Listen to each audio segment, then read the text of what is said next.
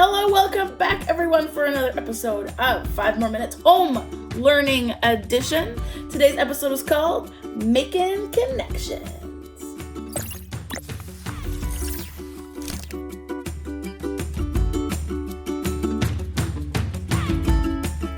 Whew, okay, here we go. We are back. We are together and we are learning the third strategy in our interactive reading series. So the last 2 episodes, we've looked at different strategies to really read with people. When I grew up, reading was just kind of sitting and listening to someone decode. But what we're really learning about in literacy is really how to have conversations about text. And so the strategies that we've looked at, on the first day, we looked at the CAR strategy, which was how we could make a comment, ask a question, and respond, and how we could kind of adapt that for people who are non-speaking, and how we can kind of model that thinking so that even if our kids or individuals that we're reading with have disabilities, we can still engage with them in an interactive experience. The second strategy we looked at was the crowd strategy, and the crowd strategy is a really, really good one to kind of practice the conversations of language. And it looks at, so C is completing the prompt, which is kind of like fill in the blank. Recall, which is asking questions for kids to respond to that's about the text immediately. We have open-ended questions. Those are the questions that don't have any answer. There's a million answers. We have the WH questions. Those are the who, what, where, when, why. And then we have distance. And so the distance ones is kind of what we're going to build on today, which is how do we take the text that we're reading and connect it to a person's life. So that's actually one of the 3 ways that you can make connections, which is going to be our strategy for today. So our strategy today is called making connections, and there are 3 different types of connections that we can make. We can connect to ourselves or to our own experience. That's very similar to the distancing prompt from the crowd strategy. We can also connect to other texts that we've interacted with, and we can connect to events in the world. Now, before I get into those connections, though, I want to also remind you that we've been also kind of thinking about when to use these strategies and thinking about when we're actually engaging in text when we're reading. We want to kind of use these strategies in ways that kind of chunk our reading from what kind of conversations are we having before we start reading? What are some conversations we're having while we're reading? And then today, what making connections I think is really, really good for is connecting and having conversations about text when we're finished reading. Okay, so we're going to model today with a classic text. But first, let's kind of go through this together. Okay, so making connections. It is fantastic strategy. It's one that all of us learn. I go into kindergarten classrooms and they're just like, we're making connections. Absolutely. And so you can make connections regardless of age, ability levels. It's more just like increasing the complexity of the connection. We can start off really accessibly of, something this reminds me of. And we're going to also talk about how we can add on complexity and it could lead more into inferencing skills. Don't worry, I'm getting ahead of myself. But basically, making connections, we're going to be thinking out loud and trying to really make connections to what the text is showing us and how that connects to the knowledge that we already have or the prior knowledge that we have. This is going to help us to be engaged in text. It's going to help our kids to be engaged in text. But what it's really good for is helping people to keep track of their thinking, okay? Because when you're reading a text, you don't want to just decode it. I remember my very first job, I was teaching grade 4, and one of the things we would work with our kids and saying, imagine an author is riding a bike, and you have to be on that bike with him. And if all of a sudden you realize halfway through a paragraph that you've read it and you have no idea what's happening, it's because you fell off the bike. And so you got to figure out, I need to get back on that bike. So where did I fall off? And so this is part of that kind of metacognitive thinking about, we got to be with the author. We got to be with them, not just in decoding, but to actually understand, do we know what's happening? And so really keeping track of our thinking. So this making connections strategy is going to help us to stay on the bike with the author, to make sure that we're engaging with the author and not thinking about that you want a hot dog for lunch. You with me? Okay, so Making connections help us to keep track of our learning. One thing that's really useful for is if we have kids, a lot of the kids that I work with disabilities, they have really high interests in some areas. And so this is like a sure way to really kind of like connect around interests. So if we get books and texts and movies and videos that are about a passion or an interest, or Barry Present calls them enthusiasms, that a person has, if we can interact with that person around a text that has that, like if someone's really interested in ships and we get a whole bunch of books and texts and videos about ships, and then we model this making connection strategy, this is going to connect the student to the text, is going to connect us to the student, it's going to build rapport, it's going to build language and conversation skills. So I find this one's a really accessible one and can be used for of anyone of all ability. So there's 3 types of connections. Okay, and we've talked a little bit about this. So we can connect to ourselves or our own experience, to other texts, and to the world. We're going to kind of go through each of these individually. But as we kind of, start off with making connections, what this really leads into nicely is a skill called inferencing, which I like to think about like, what's really going on here, right? Like it's like reading between the lines. Like the author is telling us one thing, but what is the author really telling us? It's like we're the detectives. We got to figure out what this hidden secret message is in this text, and connections can really help us to do that. So we're going to model this, making connections and making inferences, on a book that I know you all know. We're going to be like, what's really going on here? What is this author really trying to tell us? Okay, you with me? Okay, so let's start. So we're going to start with number 1, connections to self. It is the most accessible way to connect. This is connecting to our own experience. Okay, so things that we know that we can relate to. Now, I'm going to show you a book. Now, the book, I know you've heard of it. Although this book, I bet you didn't know this, was banned in New York Public Library till 1972. Learned that on Wikipedia today. So the book is Goodnight Moon. We all know this book. Seems simple, right?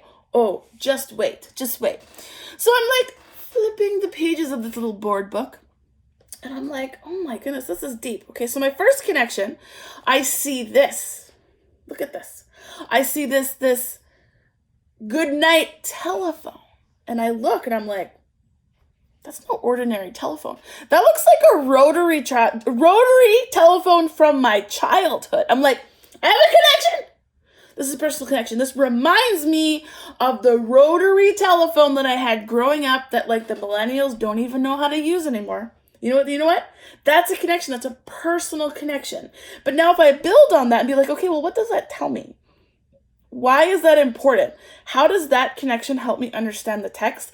That's building the inferencing muscle, right? It's like, what does the author, or what does this book, what else can we infer into that? And so when I made that connection, I was thinking, I'm like, well, you know what that tells me? That tells me this book is old. That tells me this book was written before 1979, people, because that's when I was born and I had that phone growing up, right? So this tells me, it gives me a little bit about this is not recent. This book was not written in 2020, people. First of all, no, those red rotary telephones, they're not even around anymore. I bet you can't even find one in the stores anymore. Okay. So then I keep flipping through, and then, oh my goodness. And then it says, the old lady bunny. She's trying to tell everyone to go to sleep. And I see this picture of this old lady bunny knitting. And I'm thinking to myself, oh my goodness, can I relate to that? You know what that reminds me? I just want you to compare these two things. Because you know what old lady bunny looks like? My wife. You know what my wife? Look, connection. This looks like my wife. She's sitting, she's quilting. But you know why this matters? You know what this helps me to know? Let's still just tell me. Jessica, my wife, this is when she quilts, when she needs to relax but can't have a nap. And so when I see her quilting, me and my dogs, we look at each other, we're like, we need to leave mother alone. Because you know what that means? It means she needs some time to herself to relax without napping. Now, the 3 of us, me and my 2 dogs, we would just go have a nap. But Jessica's no, she's like, no, I've brought up the quilting. So you know, that's my connection. You know what that helps me with? That helps me get into the mind of old lady bunny and think, I bet she's sitting there thinking, oh man, that baby bunny better go to bed because I don't want to be bothered because I am tired.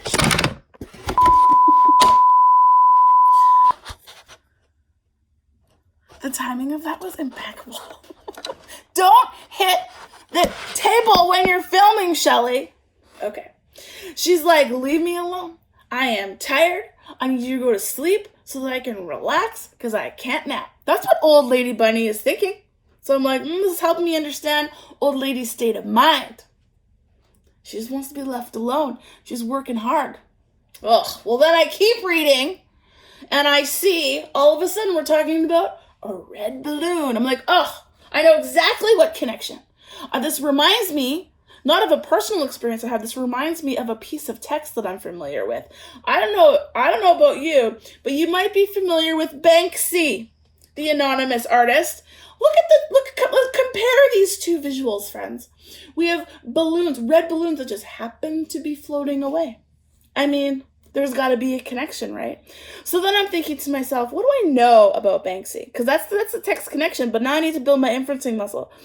And Banksy, if you look up Banksy, people say that red balloon represents childhood and love and innocence, but it's floating away. And then you look in the book and this little baby bunny is practically watching the balloon float away, and you're like, could there be a connection? Could the baby bunny be watching its childhood float away? I mean, I don't want to start any rumors, but I'm just saying, maybe it's connected. I'm going to put that one in my pocket.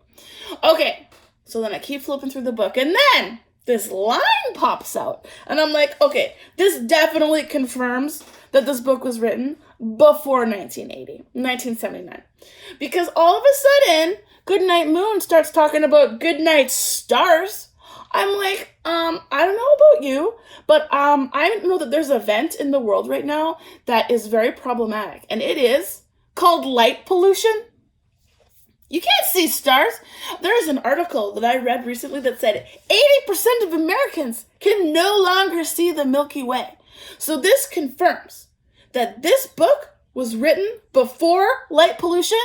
Either that or the bunnies live on a farm. Could go either way. I'm telling you.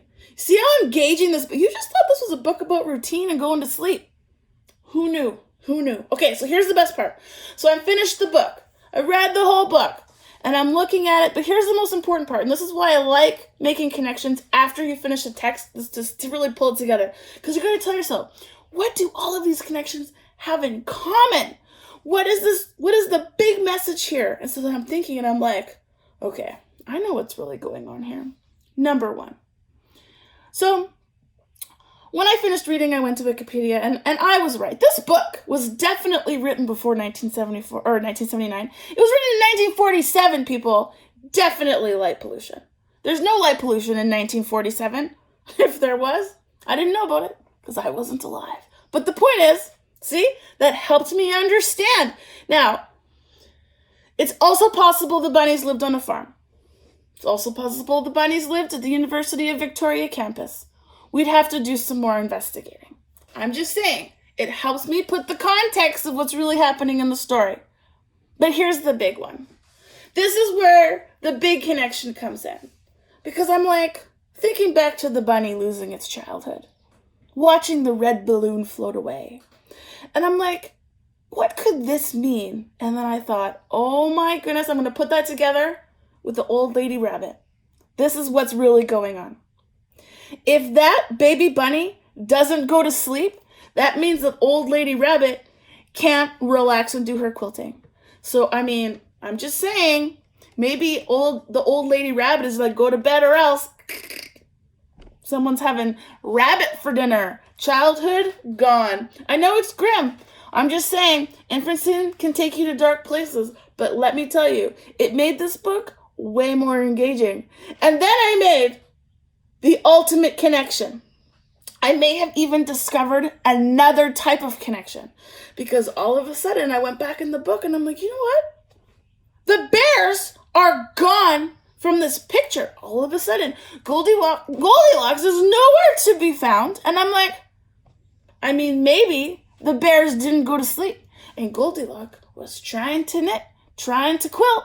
And all of a sudden the bears are gone. Maybe they're gone because they lost their childhood because they didn't go to sleep. And then all of a sudden this book is talking about mush. I'm like, yeah, that's berry flavored mush, people. This book is deep.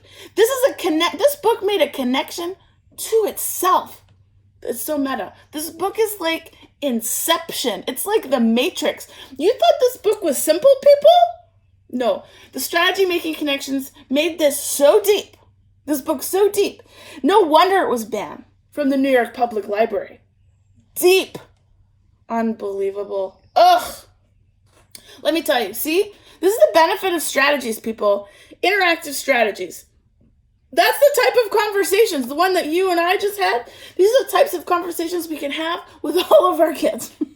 And you know what? They love it because it's fascinating and it's interesting because you're trying to get in, behind the scenes to figure out what's really going on because authors are very good at not telling us everything we need to know. So this one I love. And you know what? You guys didn't talk back to me. I talked to you the whole time, right? So think about this. You can do this with anybody. People don't have to speak back to you in order to engage in an interaction or conversation because what I just did for you was model my thinking. And now you kind of know how dark I can get. I'm just saying, I look happy on TV. I look happy on YouTube.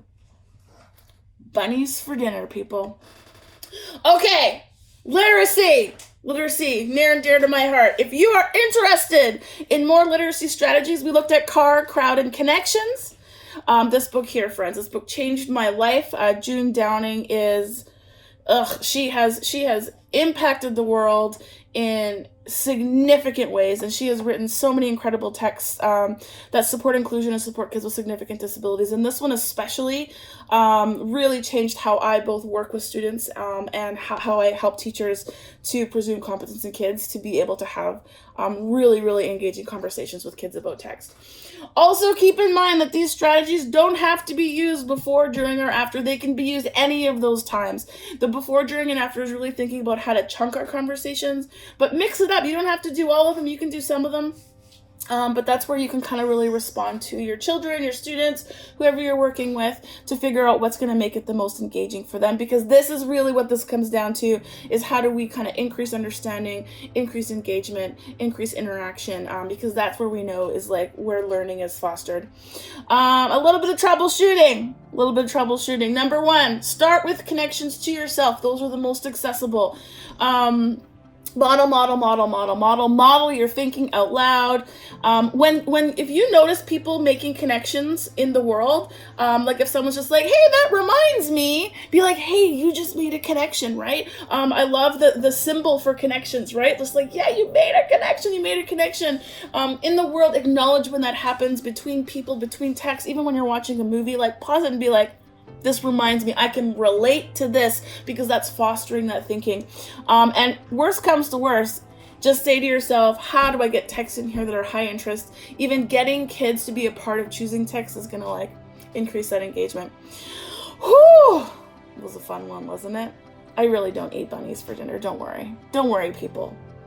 All right, go make some connections. Initiate some conversations with your family members. The stems that I used today are really good for connections. So you could talk about, this reminds me of, I can relate to this. If you want to kind of head into the inferencing, you can go, this tells me, this helps me to understand, to really kind of be like, what does this connection help me to understand more about the text? Self, text, and world, people, that's where it comes down to. Join me for a Q&A. On Sunday. We have to move it up a little bit a day because I'm a little bit behind. We'll be back a day. Sunday at 11 a.m. PST, Instagram Live. That's June 28th. I will be there for a Q&A. We've had some great conversations. And in the notes of this YouTube episode, you're going to find a whole bunch of strategies. I've got some, resources to making connections. I've got some articles. I've got some videos. I've got Goodnight Moon as a YouTube that can be read aloud so you can see all the cues that I showed you. I'm not making this up. And I also have a link to June Downing's book, Literacy for All Instruction, and Teaching Literacy for Kids with Significant Needs. And wasn't that so fun? Who knew? Goodnight Moon. So dark. Friends, happy summer. School is ending. Get out there this really weird year and celebrate your time off. And I will see you on Sunday. Bye, friends.